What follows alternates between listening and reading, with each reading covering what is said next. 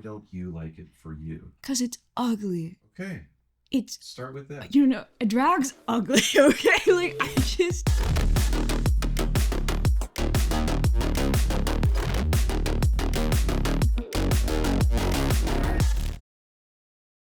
I spent a long time thinking that I just did not like drag. I thought I was like a bad queer person because it didn't feel like me. It didn't feel representative of me. And it took me until I was much older, much into my long-standing hatred of anything glitter, that I realized that I don't hate drag. I hate glam drag. And maybe that's for a good reason. You ain't my mother! Mainstream drag has consistently prioritized white male bodies. Any other type of performance is virtually non-existent, and in that sense, it's kind of solidified this idea that gender nonconformity is only really allowed when it's contained to the performance sphere. Anything other than that is not allowed. And further, I think mainstream drag isn't representative of the queer community as a whole because of this prioritization of white male bodies.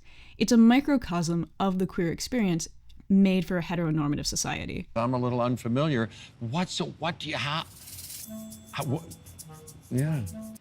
What do you do exactly?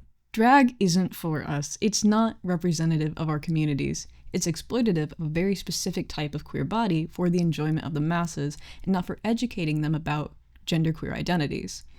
So drag is representation, but this representation, sanitized and restrictive as it is that worth it? I dug up 3 drag performers who do not conform to gender stereotypes to answer that question.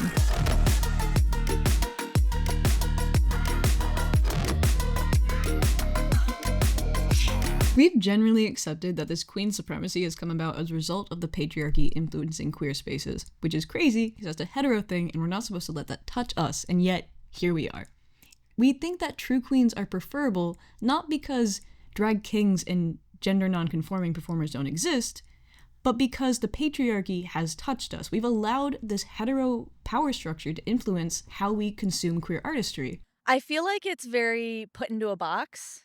Like you think drag, you think of only cis men doing it. You think of specific glam drag. So I do feel like there is like a criteria almost that people put on it, and we're just kind of doing what we want, whether it breaks those norms or not.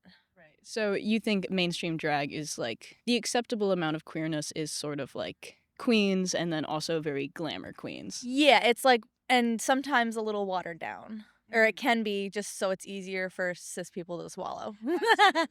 I showed up at a drag show at Necto, actually, a little over a year ago with no expectations. Prior to that, my opinion of drag was very unfavorable.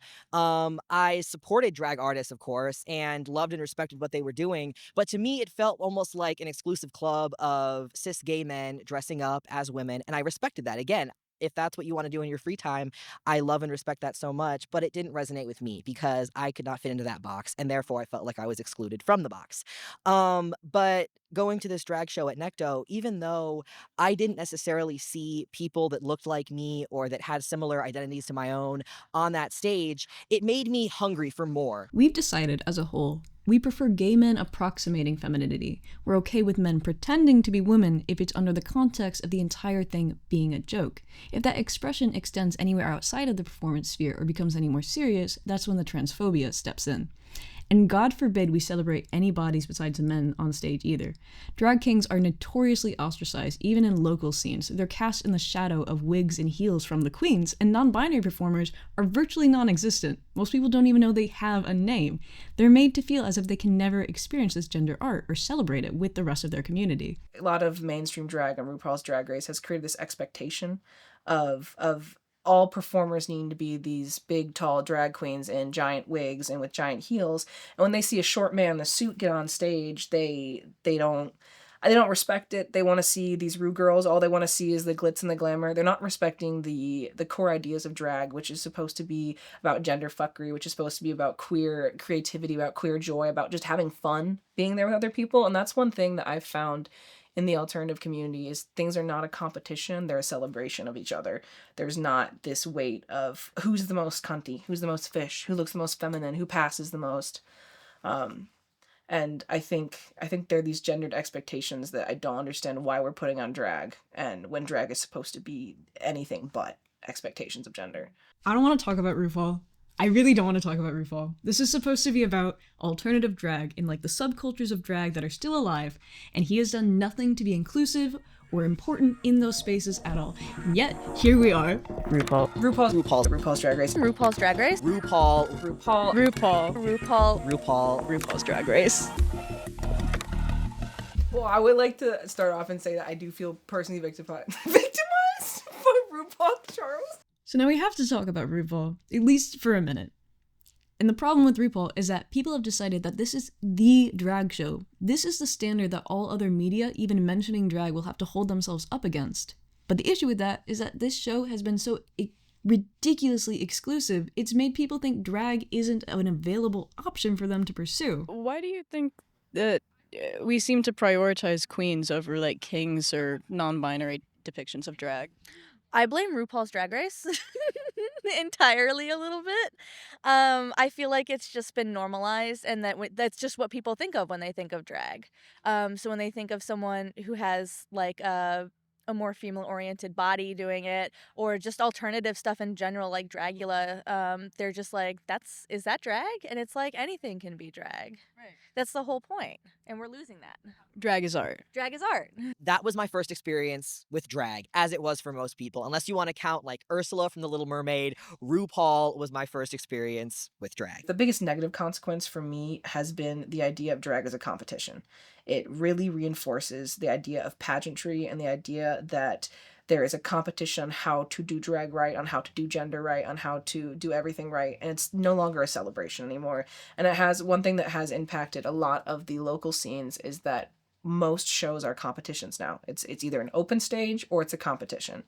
There's not as many just shows that are shows for the art of it. That just are all a bunch of themed performances. My impression was, okay, this is very much not for me. This is high fashion. This is designer brands. This is expensive. This is luxury. And this is meant for the cis gay men of the world who, I don't know, enjoy this and get something from this. Again, good for them. I don't have the money for that. I don't have the balls for that, quite literally. And I don't have time. Why would I even care about doing this? I'd say that RuPaul very much promotes the same kind of queens, or they used to at least. I feel like nowadays they're starting to sort of break into that. Like you're seeing more stylized queens, but outside of that, it's very like, I don't want to say harmful, but it's not great for the trans and drag community.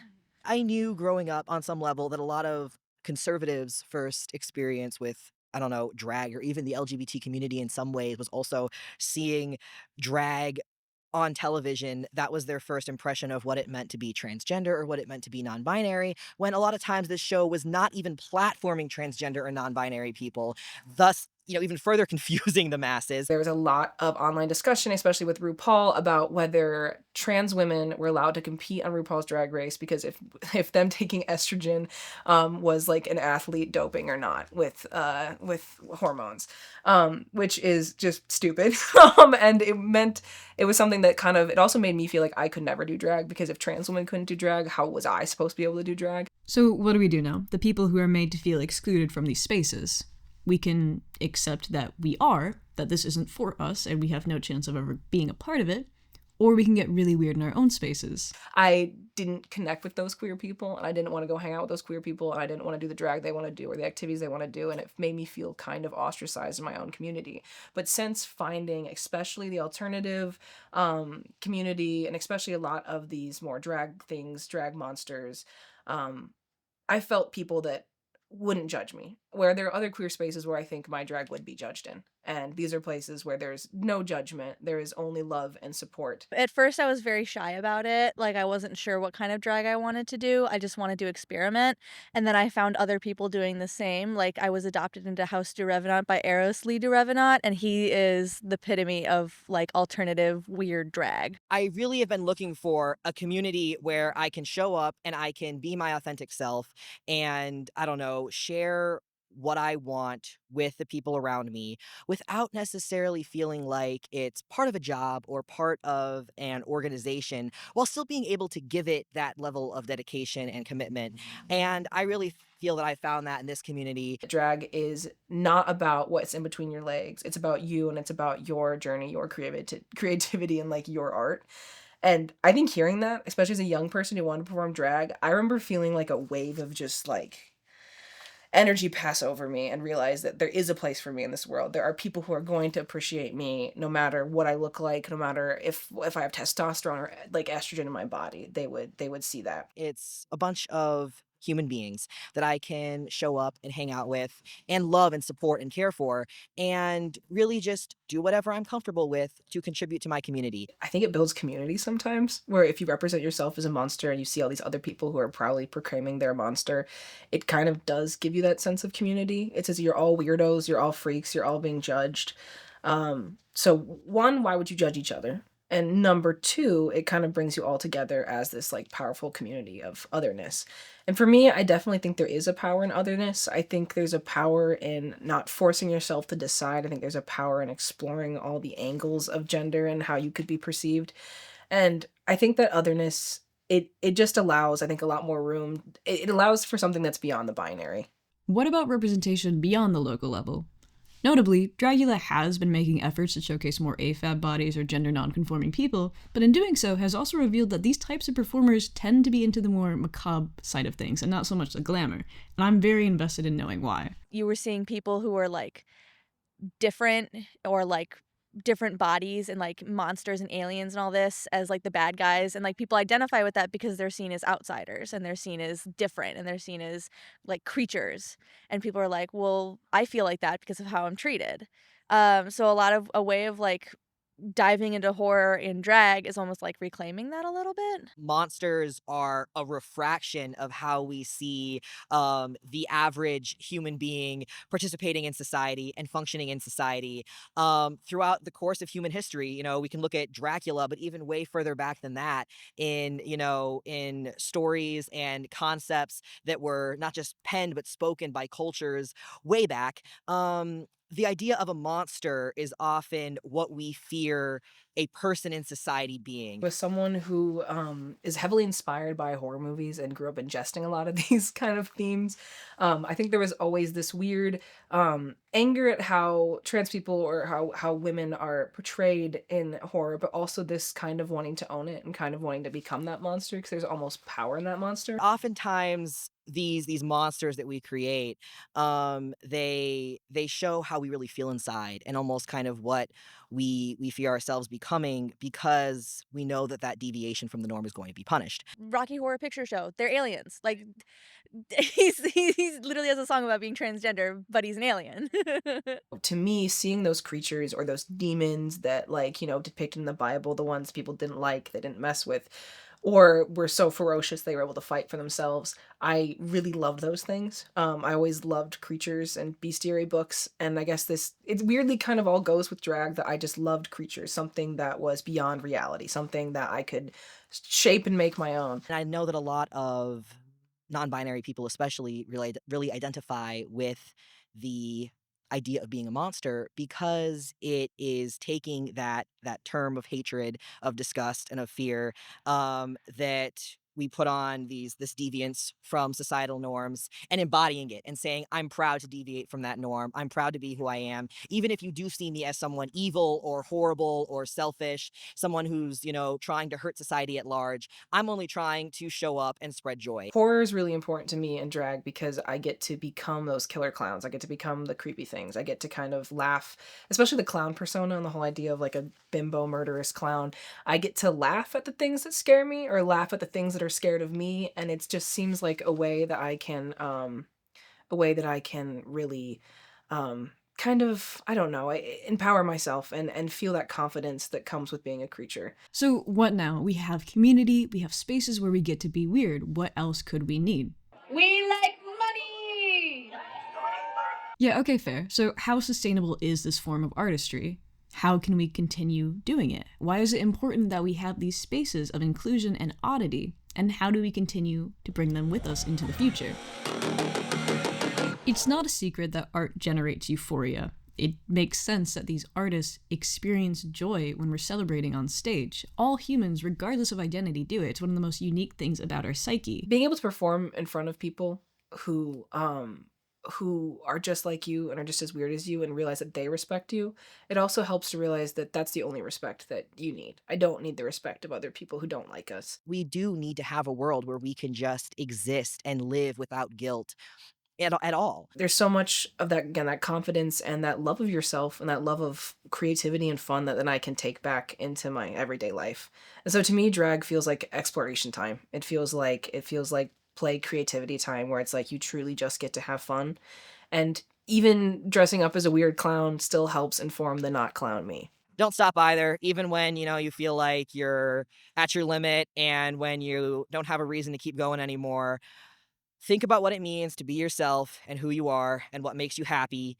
Give yourself the time to rest and process and grow and figure out what you need to do to be able to do that happily and healthily, and then do whatever you need to do to get there. Celebrating on stage, it's a moment to recognize your autonomy, to look at gender and screw around with it until it's as weird or alien as you want. When it can be funny, it doesn't need to define you entirely in that moment because you are becoming art. Let your feminine be bloody, let it be monstrous, let your masculine be the suave ancient vampire, let the gross genderless abomination that runs your soul at the glitter. Just be weird. There's no rules, and it's all clothing and makeup at some point, so why not just do whatever you want? We as queer people so rarely get to have spaces when we are the majority, where we're not met with the unabashed staring or just the straight up comments about the way we look and act.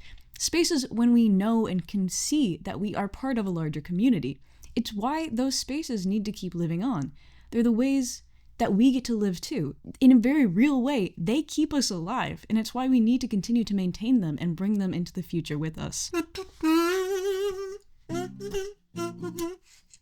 Mainstream drag, and by extension, in a way, heteronormative culture as a whole, is likely going to continue to prioritize cis male bodies and ostracize any other type.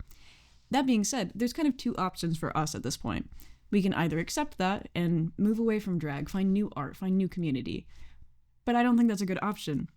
Instead, what we can do is embrace being ostracized, embrace being freakish and weird. We can laugh at ourselves so they're not laughing at us. We can be the joke. And I think that's the mentality we need to take into the future.